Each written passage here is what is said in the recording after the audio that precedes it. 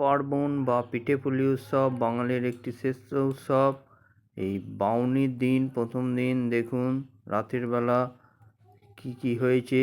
এই সরু চাগলি, আলু ভাজা, বেগুন ভাজা, বাঁধাকপির তরকারি এবং বাঁধাকপির চচ্চড়ি। সরু চাগলি একটি অতি উপাদেয় খাবার, যেটা আমরা সাধারণত ধোসা খেয়ে থাকি। ওই ধোসার ব্যাটারের মতনই সরু চাগলির ব্যাটার তৈরি করা হয় এবং ওই প্রসেসেই এটি তৈরি করা হয়। কিন্তু ধোসাতে যেমন পুর দেওয়া হয়, সাধারণ ধোসাতে অবশ্য পুর দেওয়া হয় না, কিন্তু ওই সাধারণ ধোসার মতো এই সরু চাগলিও তৈরি করা হয় বিভিন্ন রকম তরকারি দিয়ে, যেমন বাঁধাকপির চচ্চড়ি, বাঁধাকপির তরকারি, বেগুন ভাজা, খেজুর গুড় এসব দিয়ে খেতে খুবই সুন্দর লাগে। আসুন সরু চাগলি তৈরির পদ্ধতিটা দেখে নিই। কী কী লাগবে: এই বেগুনের বোঁটা এবং সরষের তেল, এখানে কলাইয়ের ডাল এবং আলো চাল মেটে রাখা হয়েছে।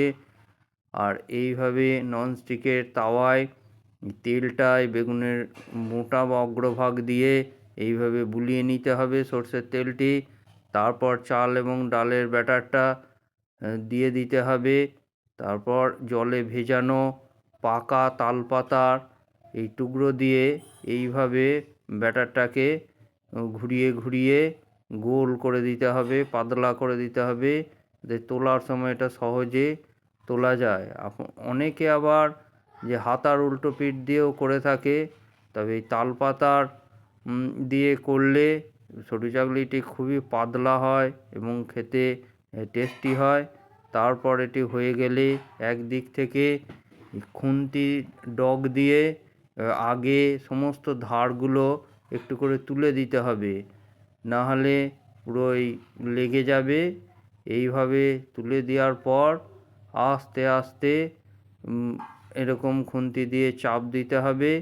চাপ দেওয়ার পর দেখবেন আস্তে আস্তে, দেখুন এবার আস্তে আস্তে এভাবে উঠে গেল, হয়ে গেল এই সরু চাগলি, একটি উপাদেয় গ্রাম বাংলার খাবার, যেটি খেতে খুবই ভালো লাগে। আর কি, আপনারা এইভাবে তৈরি করে গরম গরম নিজের বাড়িতে করে খান। সকলে ভালো থাকবেন, সুস্থ থাকবেন।